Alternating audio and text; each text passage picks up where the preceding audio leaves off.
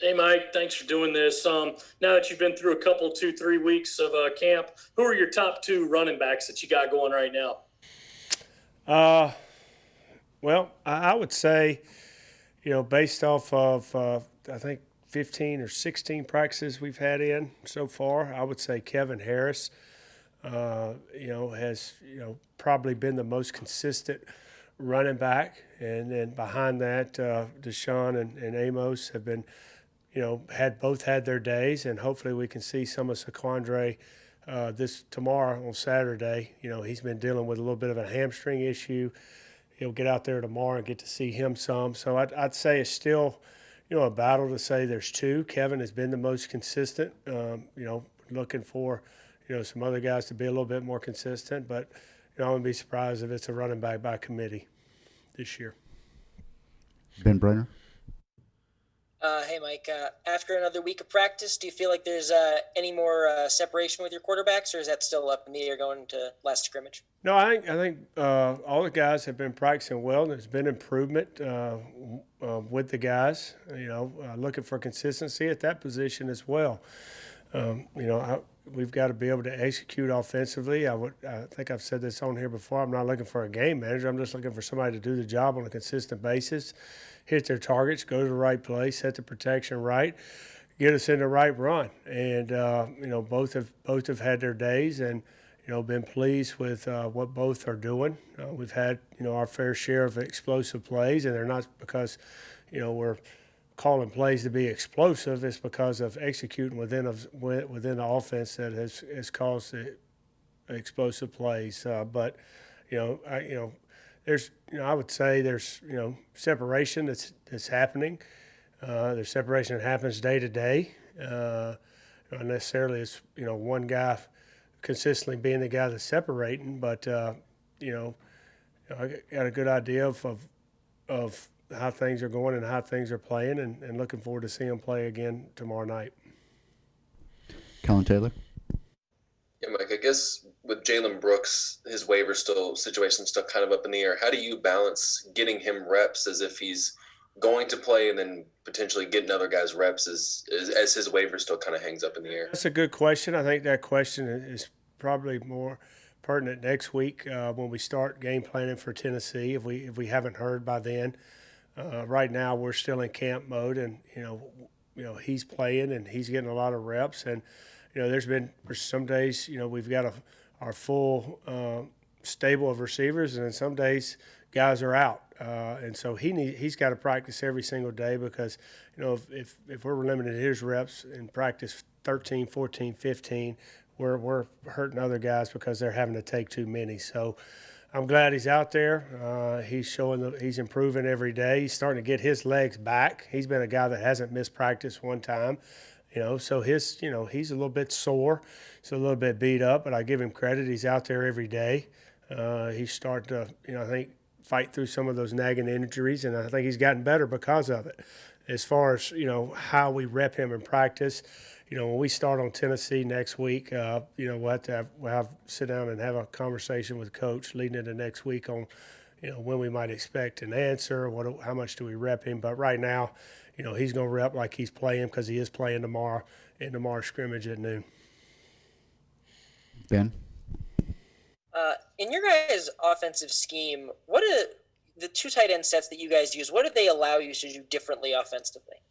Well, I think when you're in a two tight end set and you have the ability to run the ball in the two tight end set, it keeps them in regular personnel on defense, and they're not coming in the game in nickel, and our defense has played a lot of dime as well. We're not seeing a lot of that stuff unless it's third and long and they're going to play, primarily pass. But if we come out in 11 personnel or 10 personnel on first, second down, we're going to get nickel or dime. If we come out in 12 personnel, we're not going to get nickel or dime. So it allows you to kind of dictate what they're going to be in as far as personnel on defense, and create some mismatches sometimes when you got athletic tight ends on linebackers or sometimes safeties. And I've said this since day one. We're trying to figure out what's our best personnel groups, who gives us the best advantage to be competitive on the field. And the tight ends have done a nice job. We need more consistency at that position. Overall, we'll have really good days, and then some days, we don't have the best of days. But I told those guys yesterday, we're going to have a chance to be pretty good on offense. I think that group has to be the difference for us. So they've accepted the challenge. They're working hard at the challenge. Coach Bobby Bentley's doing a great job pushing them and putting them in position where we can be successful. And, some guys have got to step up that quite frankly have not played a lot of snaps. Nick, I believe, is the only guy that's played a lot of snaps for us at tight end. And then his season was shortened last year because of the ACL, and he's still coming off of that. So, we got some young guys at that position that are going to have to step up. David? We've heard, Coach Muschamp, some of the players, even some opposing coaches say what they are or describe how your offense is going to look. Are there a couple of buzzwords how you think your offense is going to look or how you hope your offense is going to look? Well, I hope we don't turn it over. I hope we got more points than the other team, whether it's 7 or need 47. I really don't care. Best chance to be successful is not turning the ball over and taking care of the ball. Everybody that touches that ball on game day, but I want to be a physical football team. I want to play physical, and sometimes when you hear that word. You think about, that means, ground and pound, but you can be physical in how you attack teams. And then, we talk about toughness all the time offensively, and not just physical toughness, but mental toughness. Being able to continue to do the right thing throughout a tough practice. When it's 100 degrees out there and this humidity here in Columbia, it's probably the hottest place I've ever been, and I grew up in South Georgia. I mean, it's extremely hot and humid here, and I think that's an advantage for us. It's something we talk about. We got to be able to push through. Hell, everybody's tired out there, but how tough are we going to be mentally? So, physical and mental toughness is something that I want us to be. Schematically, I think that's going to be dictated on, our personnel that's available that week. Who we're playing, and I think that's going to change a lot this year because of what we're dealing with guys that could test positive for the COVID, and then who they've been in contact with, who might be out that week. So we're going to have to, you're going to have to adapt more as a coach than you ever have. You've always had to adapt because of injuries, but now with this, I think schematically stuff can change week to week of what you can do. So I think it's good that we've had all these practices and walkthroughs. We've been able to introduce a lot of stuff to these guys, and hopefully we'll be able to pull enough together each week and piece some stuff together on who we got available, ready to go, because it's going to change week to week. It's changing this Saturday based off last Saturday. Who's available in the scrimmage for us offensively, and we're in their meeting right now trying to decide what we're going to do and put people where. And I think it's good practice for us as coaches, and it's good practice for these players to realize that you got to be ready to go on any given moment's notice. Colin? Yeah, Mike, I guess kind of off topic a little bit, but you came in obviously in December, January, and you got taken off the road recruiting. I'm wondering how that's gone for you. What's it like recruiting during a pandemic when you're not able to get out and see guys at a new school? It's tough. We've watched a ton of film on a ton of guys, not just 2021, but 2022. But a lot of recruiting is not. There's a lot of guys when you turn on that film, you believe can help you talent-wise, but it's going there to find out the factors that are going to help contribute to help your football team. For them to be a good player, they got to have the intangibles. They got to love football. What's their makeup on and off the field. So there's a lot of things that you're doing by phone. And then, something about going to see a guy too. He might be, this guy's supposed to be 6'3", 250 pounds, and get there, he's 6'1.5", and, he's only 230, or this guy, he's not listed as this big, but he's actually got really long arms, and you see these guys in person. So I think, the key for us is obviously we're going to evaluate, we're going to communicate with these guys, and, we're making decisions. But, at the same time, you got to make sure, you cross all your T's and dot all your I's with the legwork that you got to do on the phone. So it's tough, I've always said recruiting sometimes going out in the spring is, actually marking guys off the list.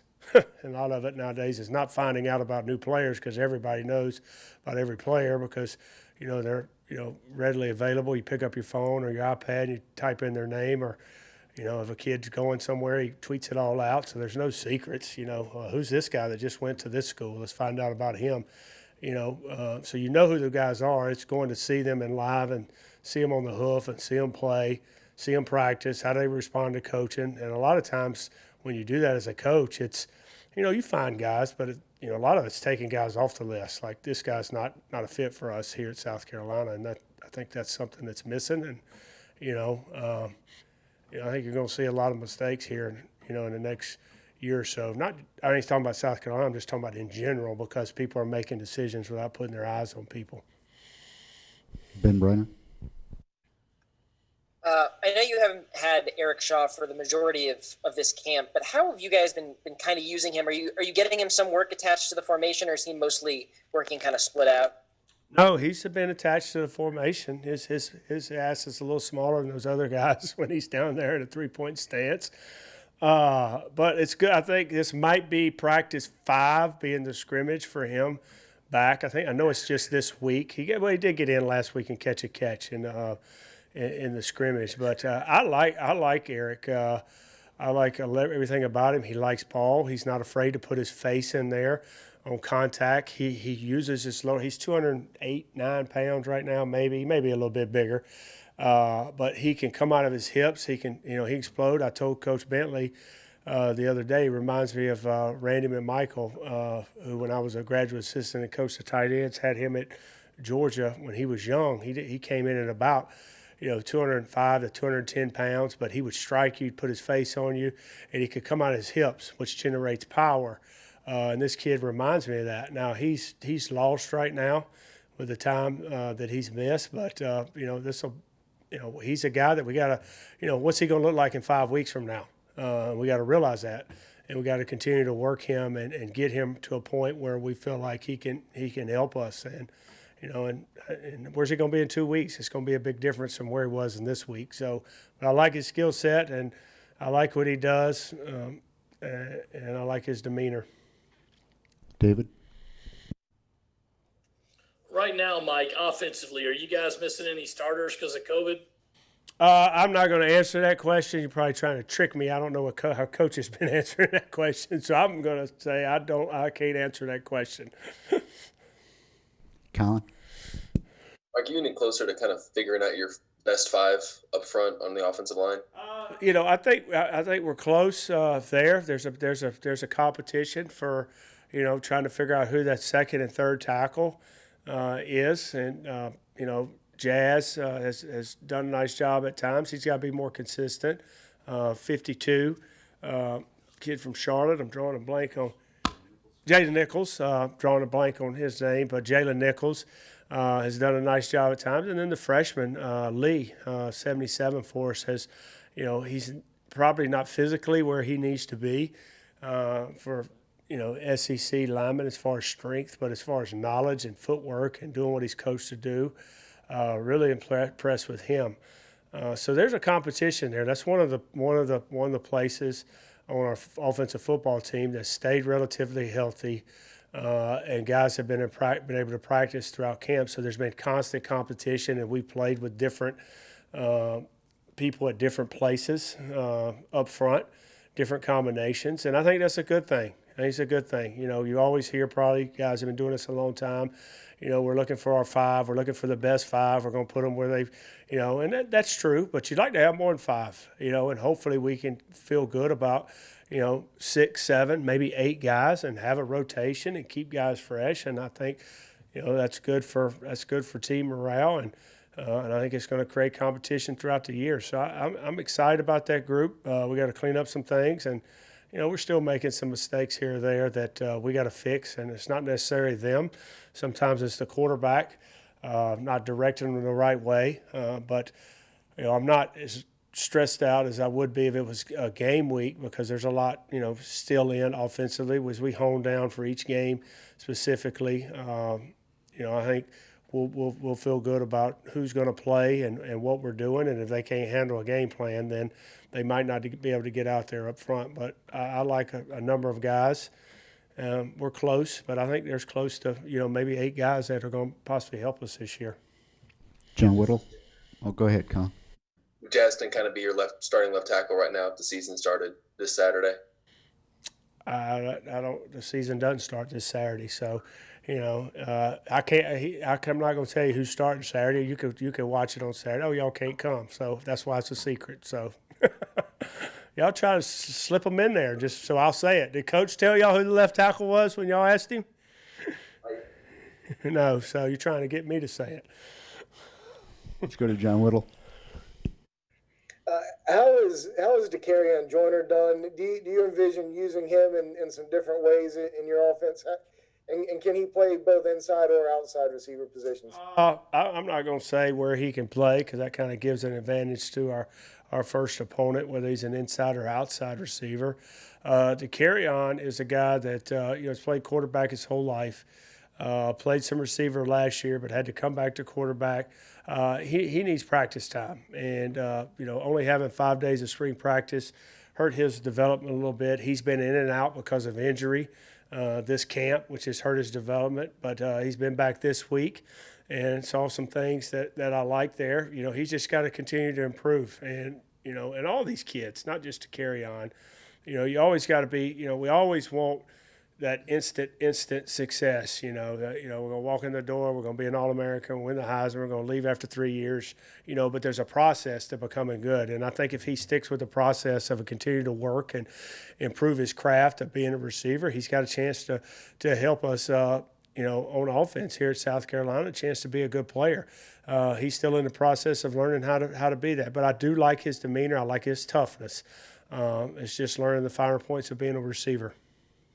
Maybe not even taking DeCarrion into consideration with this question, but just in general, how quickly do you think most skilled position players can come in and make an impact? You talk about them, not necessarily being an All-American right away, but what's kind of the process of getting them to that point where they can be valuable contributors? I've always thought this, and it's not always 100% true because each year's different and each player is a little bit different, their mentality, their makeup, how much can they handle mentally, how much can they handle the mental rigors of going to school and practice. There's a lot of factors that go into it, but just, take all that away and skill set. I've always thought running back was the easiest to play as a freshman, because you're doing something you've done your whole life, whether you're in a wishbone, a wing tee, a pro eye, a spread, you're carrying the football.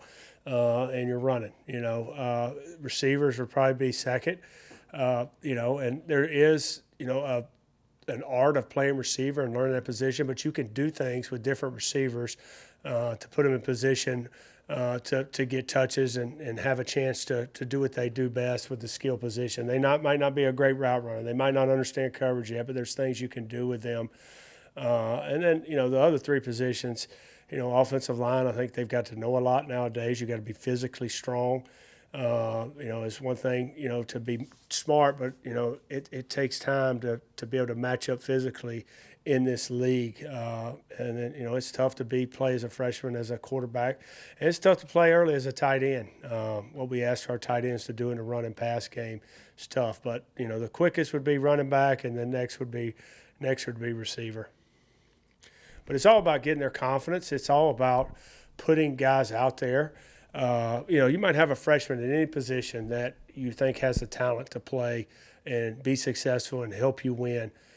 So you want to put them out there in a position where they're going to have success. You don't want to put a guy out there if he's not ready, because you can kill a young man's confidence at any position.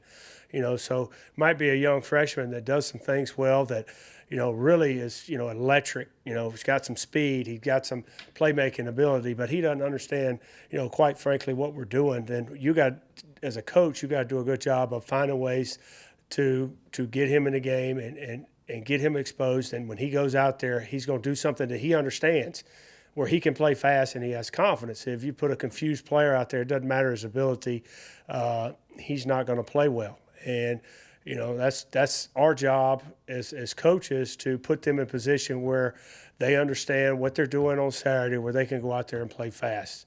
There's a million different ways to scheme somebody offensively, but what your players understand, not what you understand as a coach. What do they understand, and how can they play fast?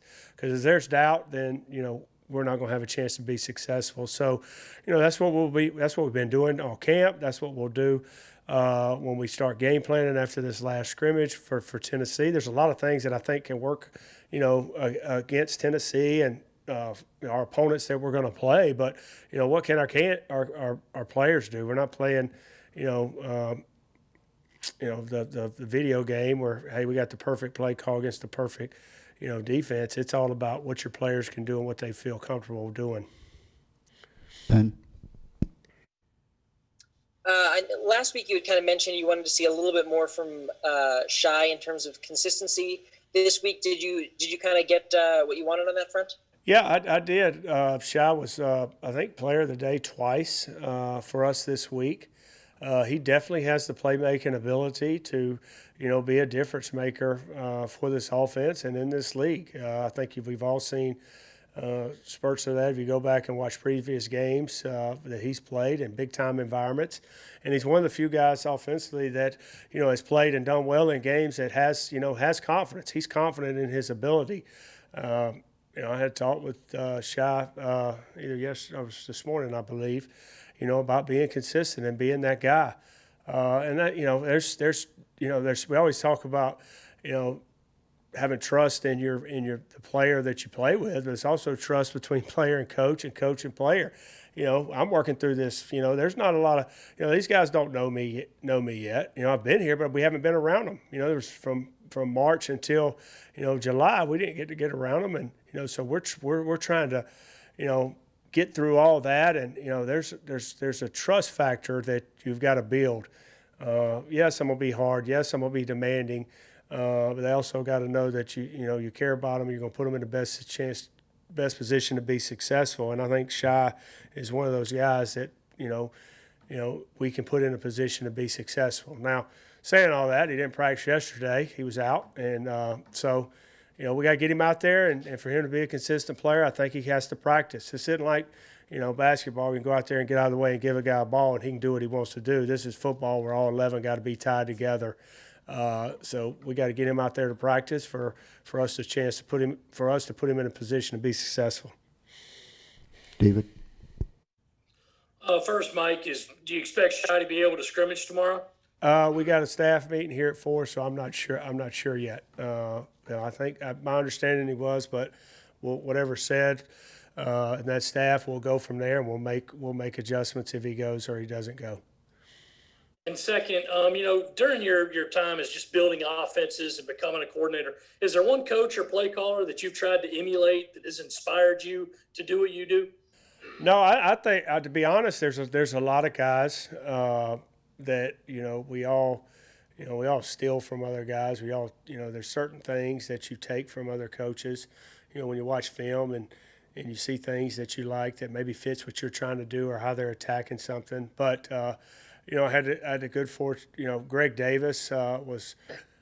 Steve Ensminger was my first coach in college, who's now the offensive coordinator at LSU, and was really big on fundamentals, your feet in the right place, your eyes in the right place, knowing your progressions, knowing where you went, 1, 2, 3, 4, and it was really, really good for me as a young player. And then Greg Davis, who came in, was our offensive coordinator, and he kind of taught me protections, made me understand protections as a quarterback, which I had no idea. In high school or in my first year in college, I didn't really understand protections, and really coached it in a way that made it simple. And I always took from that how simple he made everything, even though we were doing some things that were a little bit complex. And then having a chance to work for Mark Rick all those years, a coordinator, a quarterback coach, and did a lot of things offensively. But he was kind of what I was talking about earlier. He always wanted to put his quarterback out there with a chance to be successful. He never wanted to rush that guy, and because that's one of the positions that probably you could kill confidence the fastest at quarterback. We know all of us how tough we are on quarterbacks, and he's the focal point of every game. And he's the greatest if we win, and he's why we lost. When we lose, and there's a lot on a young kid's plate, and he was never wanting to give that young kid too much. And it was always he'd tell the guy, he'd say, you're on a need to know basis, and you don't need to know right now, because if somebody this is what you need to know. And that was always good for me. So those three guys are the main guys. But I've taken from a lot of people. A lot of what we do offensively is a lot of some combinations of run game and stuff is Jimbo Fisher stuff when we hired Stacy Searles at Georgia when he came from LSU. And you're working with different line coaches. Worked with him or Neil Callaway or with Will Friend, who's now at Tennessee, and now working with Wolford. There's different schemes, there's different ways to do things, and you're always, I think it's good that you have all this repertoire, but what can you do offensively and what fits your players the best? So, I'm always trying to steal from other guys, but those first three, Insminger, Greg Davis, and Mark Rick are probably, the biggest influence because I spent the most time with them in that quarterback room. The last question goes to John Del Bianco. Oh, I forgot about Hey, Mike, Donnan. I can't forget Jim Donnan. Cannot forget Coach Donnan. Okay, all right. Who was? Yeah, he was definitely a big influence. He was big on building confidence too, and getting it to the playmakers. That was what he did a great job, in my opinion, of had a system, but it was getting Champ Bailey over on offense. It was doing whatever needed to be done to make sure the playmakers touched the ball. And that kind of, I'd always been, hey, execute. We're going to execute. Ball's going to go where it's supposed to be. He was like, no, we're going to bring Champ over on offense and make sure he touches it, which I thought was extremely smart. I'm sorry, who was next? All right, last question now to John Del Bianco. Okay. Is Luke Doty still getting the same volume he was earlier in camp at wide receiver, or is he? He is not. He wasn't going into the last scrimmage and then the first part of this week. Wanted to dial. We felt like he had a really, really good base at receiver and wanted to start, getting him a lot more reps at quarterback. And again, going back to, the situation we're in here this year with anything could happen. I think he's got to be one of those, he's Swiss Army knives. He's going to have to do a lot. He's one of those guys that can play a lot of positions, for you. And knock on wood, anything could happen, in a season, especially this season. But he was back at quarterback, primarily just taking quarterback. And then yesterday we had like 3 or 4 receivers go down at the start of practice, nothing serious. And next thing I know, he jumped in there and started taking reps and made a couple plays. And that's just the kind of kid. It wasn't like, hey, Luke, I needed you to go to receiver, or Coach Cox didn't come to him. He saw we were short. He saw some of the other receivers were getting gassed. He said, all right, I'm not playing quarterback right now. This team period, I'm running in and playing receiver. I can't say enough about him. He hit a little bit of a wall about a week and a half ago, not physically, mentally, quarterback and receiver. And I just wanted to dial it back a little bit for him and try to get him in some position where, he can build some confidence at the quarterback, kind of going back to what I was talking about, thinking about so much. And all right, we got to hone some of this down for Luke and focus on this is going to be what's going to be called for you in the game. This is what you feel comfortable with. But he's a pleaser. Last scrimmage, I gave him the call sheet, and there's a ton of crap on it. Obviously you can't call it all in the game, but you're repping 3 different quarterbacks. You're repping different personnel groups. It's kind of, you want to see a lot of things. You don't necessarily have a game plan that you're trying to attack Coach T-Rob, but I sent it to Luke the night before, and we had a big walkthrough, and I sent it to him. I said, I want you to highlight everything on this sheet that you feel 100% comfortable with. That's what I'm going to call. And, of course, the pleaser. I think everything on the sheet was highlighted but about two plays. So the next day I put him in a walkthrough, and he got about everything wrong. And I said, so you lied to me. You don't feel comfortable with everything. So he sent me one back that was highlighted with just what he felt comfortable with. And that goes back to that trust factor I was talking about. Sometimes they want to say the right thing just to please their coach, but they got to be honest and tell the truth so we can put them in the best position to be comfortable. To have success, excuse me. All right. Thank you, Coach. All right, guys. Thanks. Appreciate it.